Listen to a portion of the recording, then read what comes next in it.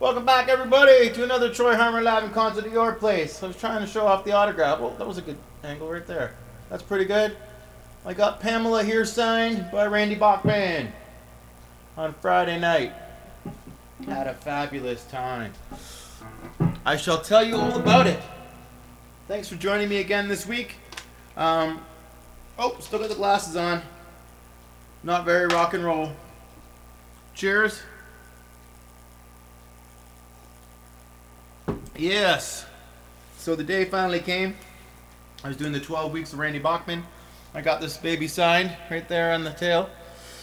I got to figure out how to fix that so it won't rub off, but just wanted to play that a little bit for you. That was the tune, the riff to the tune anyway. Heavy Blues, which is the song that I had to enter the contest. Make a video of me playing to enter that contest. And it went excellent. I was talking to some people on Facebook about it, and my friend Lynn said that she was there and she caught the show, and she said that I got a standing ovation for me when Randy introduced me. I didn't really notice that because I was on cloud 9 already playing music, so I didn't really look around and go, wow, people are standing up. I was just like, woohoo. I heard lots of cheering, but I just figured it was my loud family and friends who were right up front when I played. But yeah, it was quite an experience. I met Randy Bachman, and I got my guitar signed. I got an autographed, his autobiography signed. I got an acoustic guitar signed, which I'm donating to for a charity called Let's Shake to raise money for Parkinson's. So I had an acoustic guitar signed for them, and my cousin, who's a big Randy Bachman fan, gave me a record to get signed. The first record he ever bought was Not Fragile. So I got that signed for him, and it was really great. Me and Zach had backstage passes, got treated really well, and met his band, fabulous bunch of players. It was cool. The harmonica player from Monkey Junk was there as well. He sat in with Randy's band. Fabulous player again.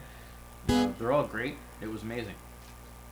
Anyway, I'm not gonna gab the whole time. I'm gonna play some music, and as I remember things, I'll talk about it and stuff.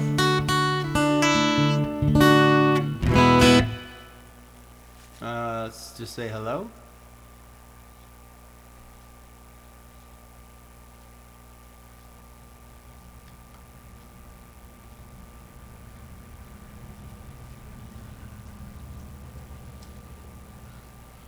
All right, I'm in a new space too. I'm doing the show out of my teaching room right now. I've got it all organized, and there's enough room in here to do it, so I figured I would.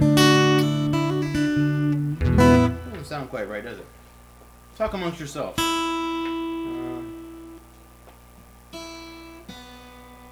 Whoa.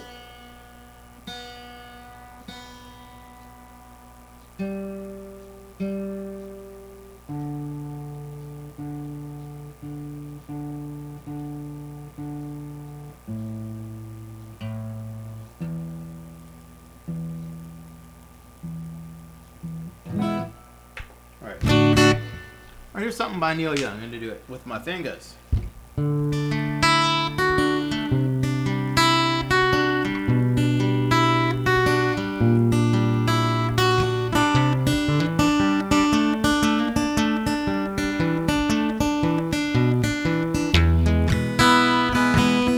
caught you knocking on my cellar door.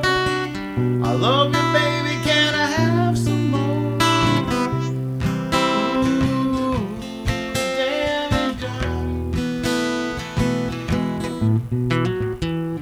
Hit the city and I lost my band. Watch the needle take another man. Gone, gone, damage done.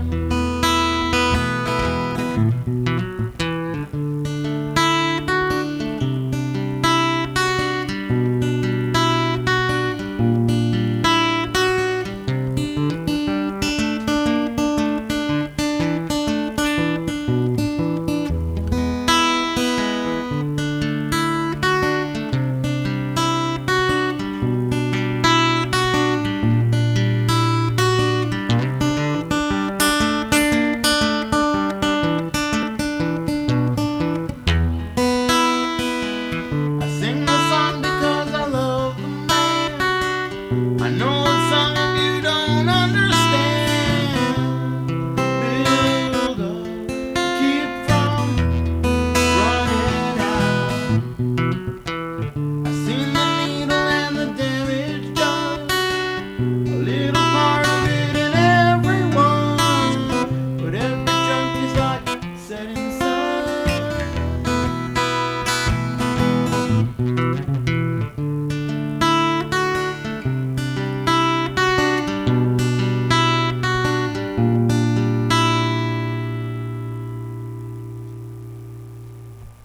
Another Winnipegger, Neil Young. That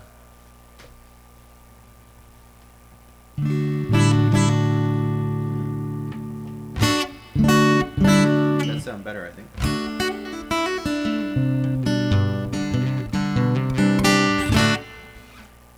Yeah, so Randy Bachman told some neat stories. He's really good at that, telling stories as he introduces songs and stuff. He did a wicked Roy Buchanan cover of a song called "The Messiah Will Surely Come" for an encore, and he, I guess, it's a Roy Buchanan tune, and then Gary Moore did it for years, and then Randy does it. He also did a Jeff Beck cover, an instrumental called "Because We Ended as Lovers," which was written by Stevie Wonder. Beautiful tune, and he killed it. It was amazing. He was really, really good. He's getting better, not worse. His guitar playing is unbelievable. He played some of those jazzy tunes like "Looking Out for Number One." Did he play Blue Collar? I don't remember if he played Blue Collar, but yeah, he did. Yeah, I remember now. Anyway, I've been listening to a lot of that stuff, and I can't remember which happened at what show, but I've been checking it out. He really gave me a feature in the song Heavy Blues. He brought the band right down and he let me noodle away, and he walked over and he played a few licks, and we did some trading back and forth, which was really cool. And then we did I'll do it later, a bluesy version of Taking Care of Business, and they did the regular version for all the diehards that want to hear it the way it goes.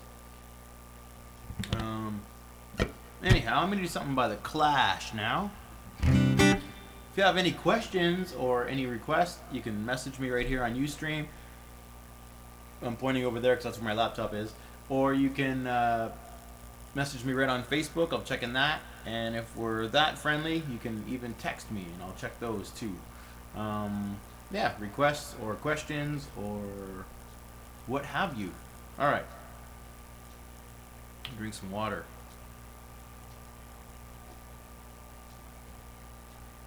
It's clear beer. That's what I was telling myself.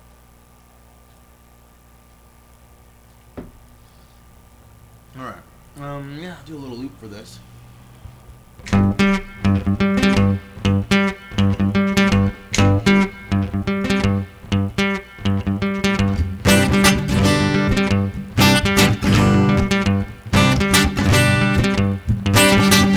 said you stand by your man. Tell me something I don't understand. You said you love me, that's a fact. Then you left me, said you felt trapped. Well, some things you can't explain away, but this heartache's in me to this day. Did you stand by me? No, not at all. Did you stand by me? No way. All the times when we were close, I remember these things the most. I see all my dreams come tumbling down. I won't be happy without you around. So alone I keep the wolves at bay. Now there's only one thing I can say. Did you stand by me? No, not at all. Did you stand by me? No way.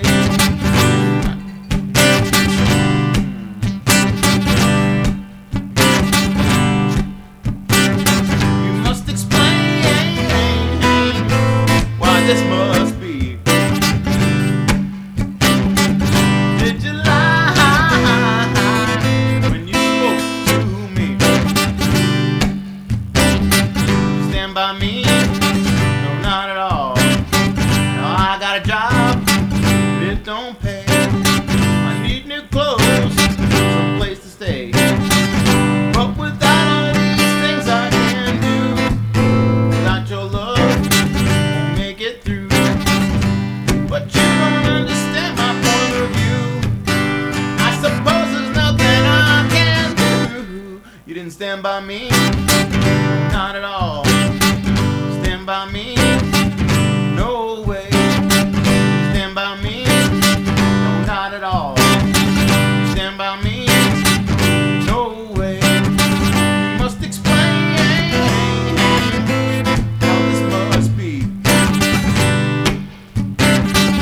Did you lie when you spoke to me? Stand by me. Stand by me, not at all. Stand by me, no way. Stand by me, no, not at all. Stand by me, no way.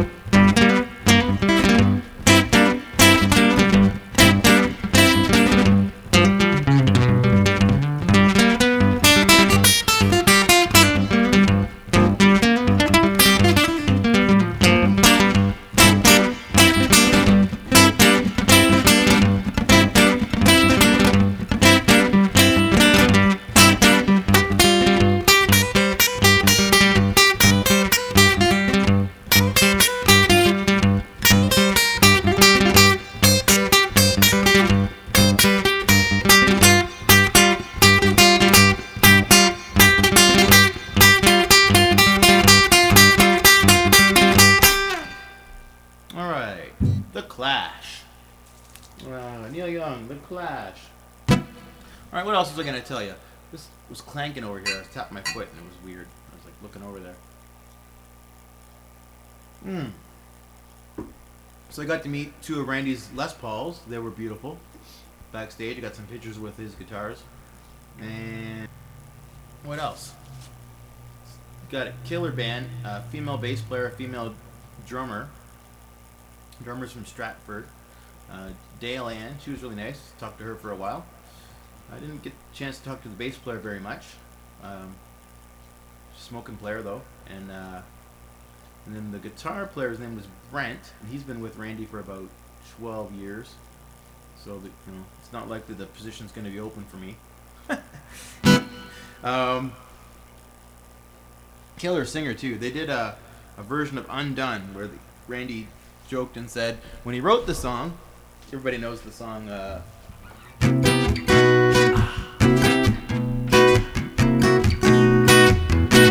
She's come undone.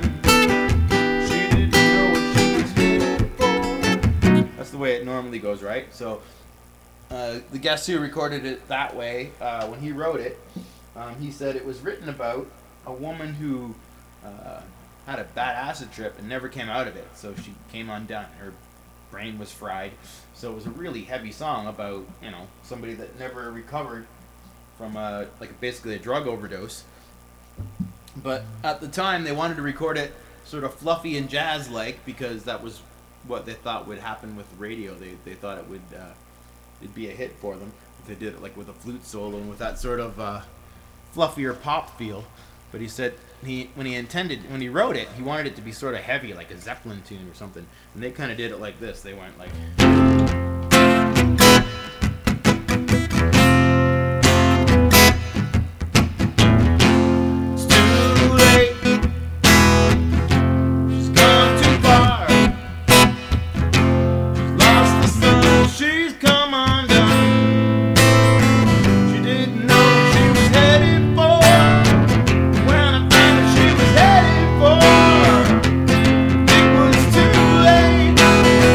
She's come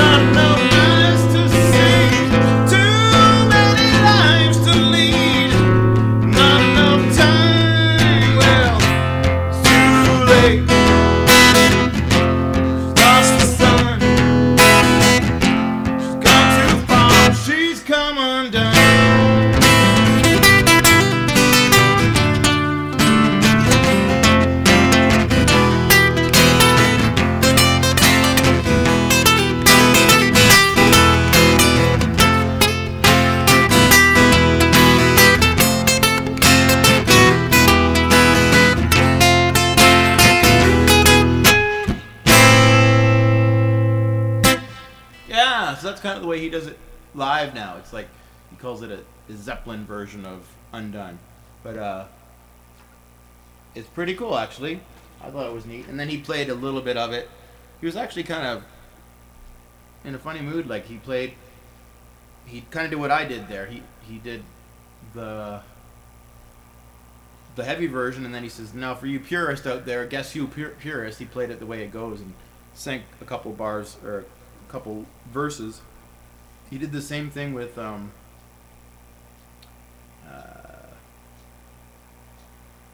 one? With American Woman. Normally it starts with that acoustic intro with that American Woman, gonna mess your mind. He played that the other way around. He played the song American Woman, and then he played the intro after, because it was like he had a harmonica player on stage. He's like, oh, we got to do the intro now. So he did it backwards. It was kind of neat. But I was hanging out with the band after and eating pizza and drinking beer. That's what bands like to do after a gig.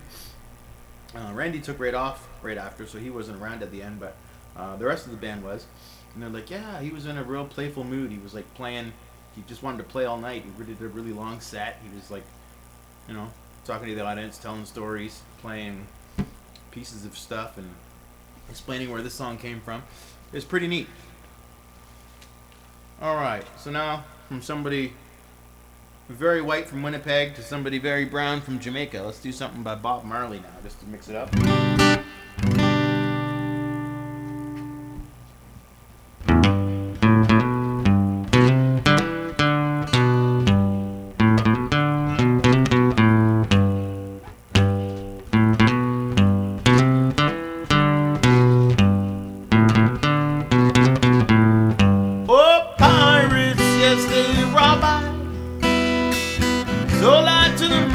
Ships. Minutes after they took I from the bottomless pit, but my hand was made strong by the hand of the Almighty. We forward in this generation triumphantly. Won't you help me sing songs of freedom? Is all I've ever had. Redemption songs. Emancipate yourselves from mental slavery. None but ourselves can free our minds. Have no fear for atomic energy. None of them can stop the time. How long shall they kill our prophets while we stand aside and look? Ooh, some say it's just a part of it. We've got to fulfill the book. Won't you help me sing these songs of freedom? 'Cause all I've ever had. Redemption songs.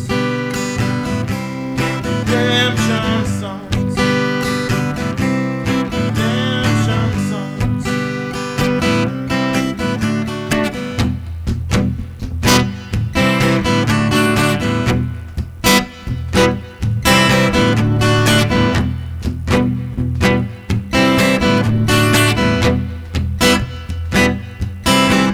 Emancipate yourselves from mental slavery. None but ourselves can free our minds. Oh, have no fear for atomic energy. None of them can stop the time. How long shall they kill our prophets while we stand aside and look? Some say it's just a part of it.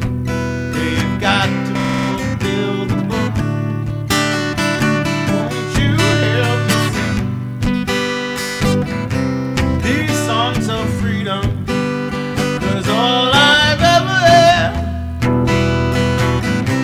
Redemption songs. All I've ever had. Redemption songs. Songs of freedom. Songs of freedom.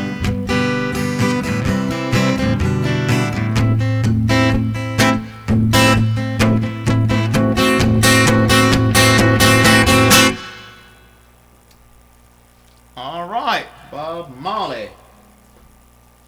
All right, my screen went black here, but we're still on air. Woohoo!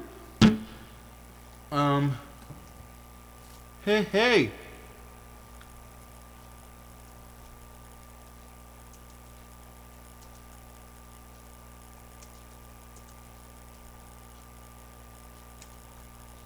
Got some people logged in saying hello.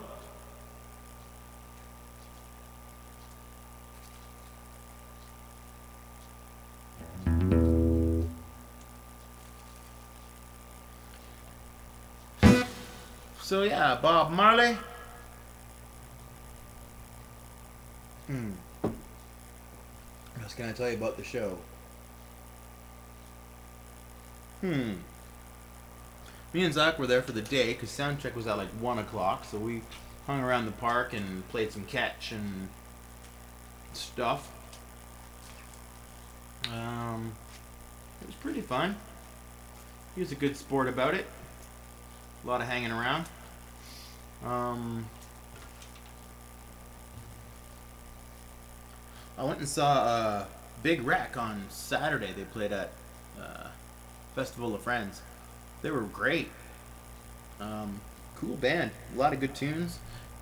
Good players. 3 guitar players in the band. It's overkill, man. But it's cool. These three guitar players are being hired. That's good. But you don't realize how many good songs they have. They did like hit after hit. Like, oh, I know this song. I remember this from the radio, you know. But I might have to actually go and invest in some CDs by those guys. They were pretty good. Singer was awesome. I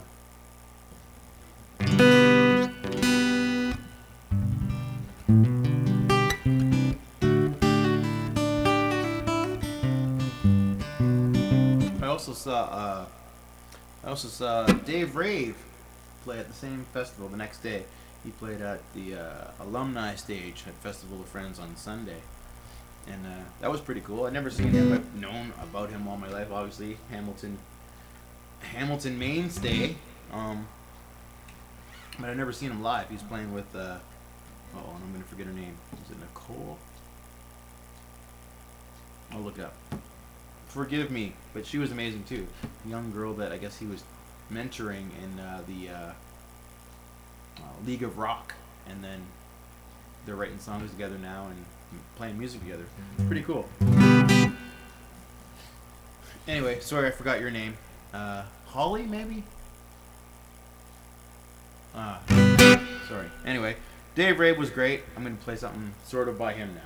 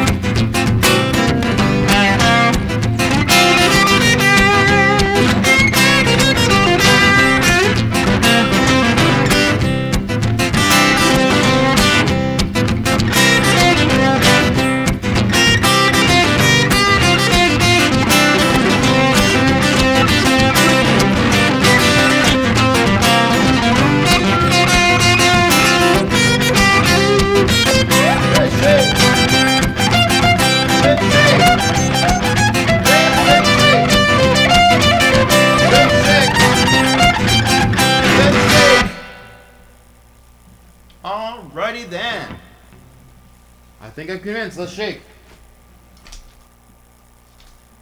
Yeah, the guitar, the acoustic guitar I got signed is for a charity called Let's Shake, which raises money for Parkinson's research. And so there you go. There's a tie-in. There's an interlude. There's a segue. So, those of you new to the show, I'm on a special diet that I can only drink 1 glass of wine every day. So as long as this glass never gets empty, I'm still drinking the same glass of wine all night. It's my theory and I'm sticking to it. I just hate drinking water. I need to get hypnotized to believe that water tastes like beer or something delicious. But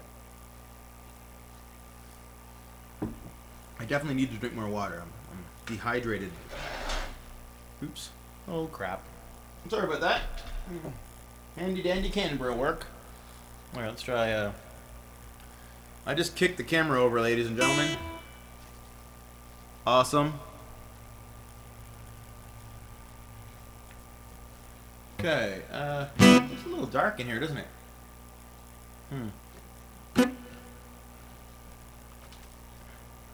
That's tolerable, I suppose. Is it too loud? Hey! Looks like it's distorting the sound. Turn this down a titch. Alright, this next song goes out to Debbie, who's not feeling very well. It's called Get Better. Hoping she gets better soon.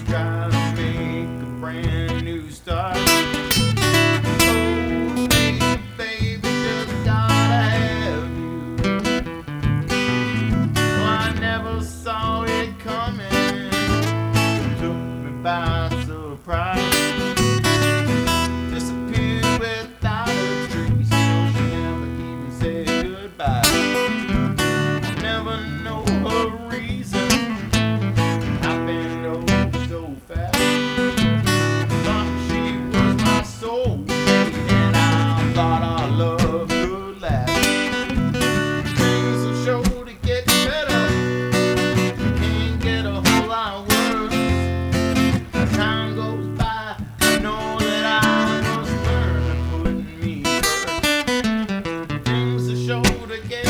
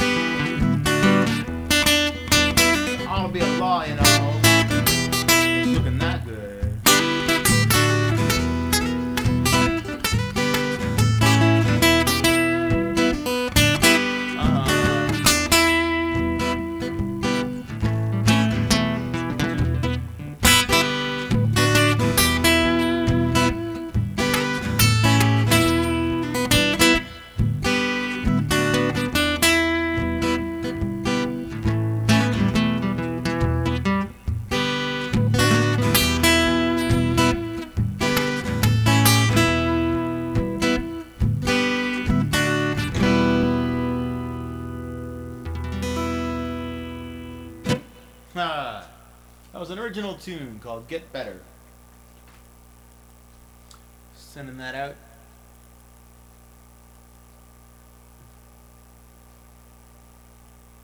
What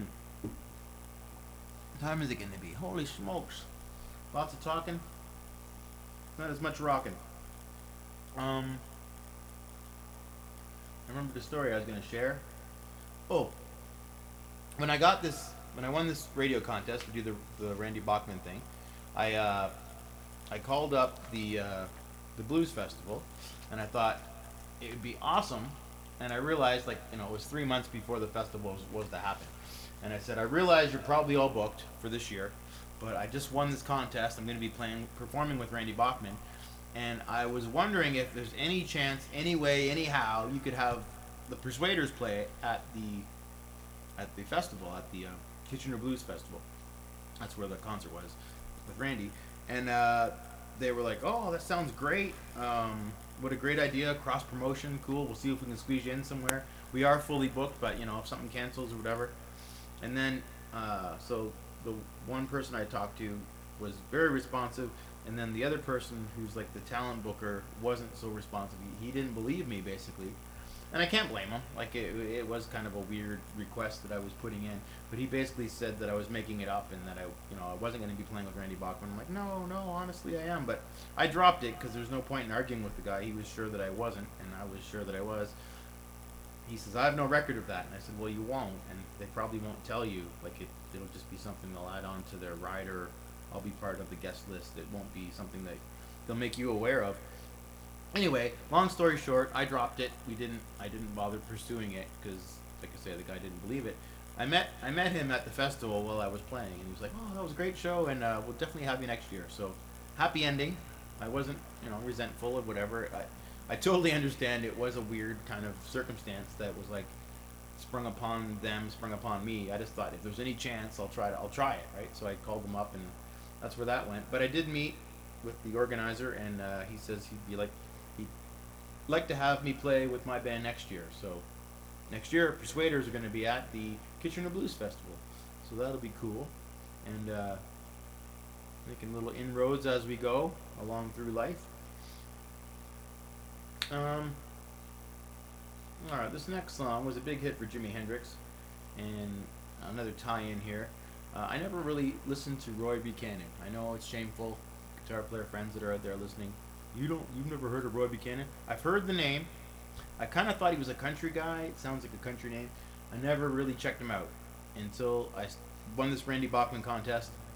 I started listening to what they were doing live, and he's doing a Roy Buchanan cover, and it's awesome. It's The Messiah Will Surely Come, or Messiah Will Come. Something about the Messiah. It's an instrumental, so they don't sing the title in the song. And it was awesome. He encores with it, which is, to me, kind of weird because it's a pretty mellow tune, but I mean, he does Taking Care of Business, the crowd goes crazy, and then he does this mellower tune to simmer people down so they don't trash anything on the way home, I guess. But I'd never heard of Roy Buchanan, and thanks to Randy Bachman, I looked back in the archives and I found some stuff. Man, outstanding tone, like so much feel, so much emotion in the guy's playing. He looks like he's ready to hang himself when you see him perform, but so do I, right? I never look happy. I'm almost like grumpy face. But Roy Buchanan looks like really downtrodden and like he could just go jump off a cliff after he gets off the stage. But his playing is amazing. So thank you, Randy Bachman, for that, because I never checked it out. And then as a result of Randy's doing the song, I went and researched and I found some Roy Buchanan stuff. I am enlightened now to what Roy Buchanan is all about. And this is one that Roy Buchanan covered all the time. It's most famously known as a Jimi Hendrix song. Deep Purple did it, and I think the guy who wrote its name was Joe South. I don't know if he has a version, probably, because he wrote it. It's called Hey Joe. Happy little song about killing your girlfriend for cheating on you. Yes, charming. Long before Eminem was doing it, Jimi Hendrix was singing about it. So was Neil Young. Down by the river. Anyway, it's not a new concept, I guess, to have those feelings. But if you just write about it, That's better. That's better. Let's not go killing each other. This is a song called Hey Joe. Oh, I got off on a rant there, didn't I?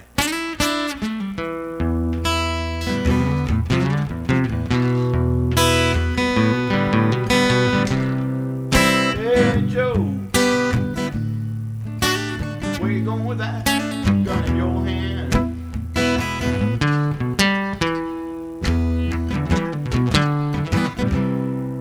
Hey Joe, I said, where you going with that gun in your hand?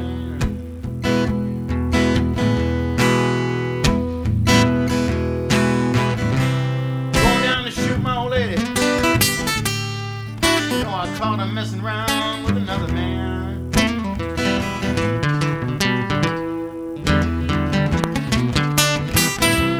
Going down to shoot my old lady.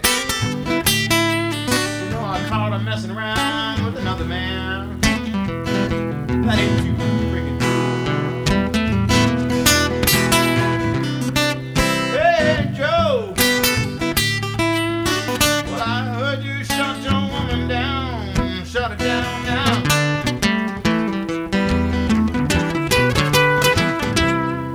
Yes I did, I shot her. You know I caught her messing around town. Put her down to the ground.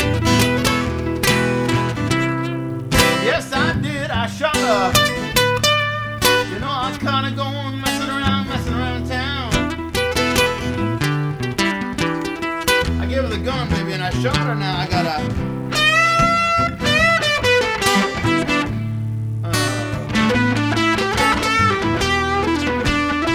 Shoot her one time for me, baby.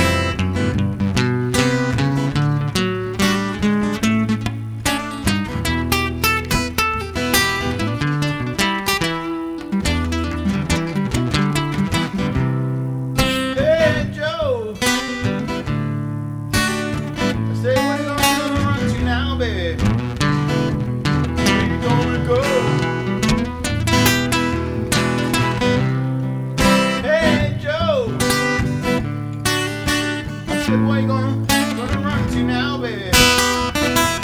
Where you gonna go?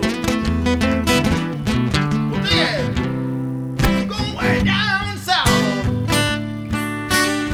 way down to Mexico way.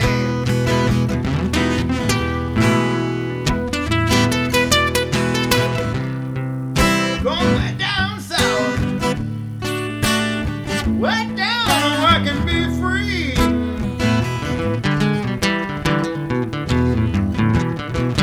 Find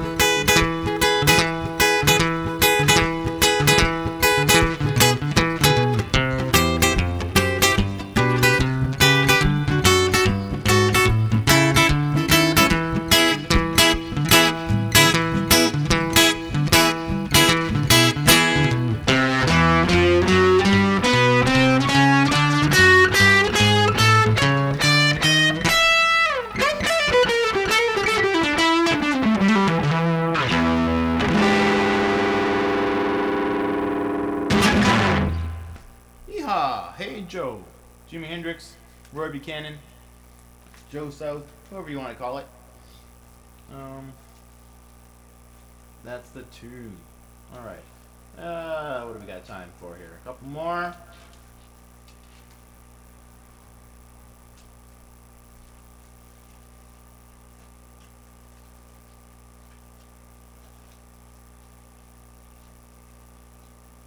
All right. My only regret, I don't mean to be a downer, but my only regret about the show, my mom was there, my sister was there. I wish my dad could have saw me. My dad used to always say, "When are you gonna get as good as Keith Richards? And then you can make millions of dollars and support your old man." And I was like, I already am as good as Keith Richards. Because Keith Richards, technically, I love Keith Richards. Don't get me wrong. I have a shrine of Keith Richards in my house. He's the man. I'd love to meet Keith. I'd love to party with Keith. He wrote some of the best songs. The Stones, the soundtrack of my life. But he's not the greatest guitar player. He writes the greatest music, but he's not the greatest guitar player. He's dirty and greasy and good, but man, that was always the barometer by which my dad would measure guitar playing. When are you gonna get as good as Keith Richards? And to guitar players, it's kind of funny because he's not. When are you gonna get as good as Jeff Beck? I don't think anybody is. You know, like when are you gonna be as good as Jimi Hendrix? Is that possible? No. Keith Richards, like, he doesn't really play a lot of fast, crazy notes. He's just a brilliant songwriter, and he comes up with the greatest music. So that's the trick, really, ladies and gentlemen. If I have a little bit of advice to give, it's not how many notes you play, it's how well you can write a song. And Keith Richards is the man. There was a time when I was in high school, or actually in college, where I didn't like Neil Young. Neil Young, oh, he's terrible, he plays out of tune, he sings out of tune, he's not good. Shame to admit this now, because I love Neil Young. Almost every podcast I play a Neil Young song. But, you know, when you're in this mindset of playing lots of notes and playing fancy chords and stuff, you poo-poo on the simple stuff. And the simple stuff's really where it's at. Like, you can play a 3-chord song and make millions of dollars. Like, why didn't I think of...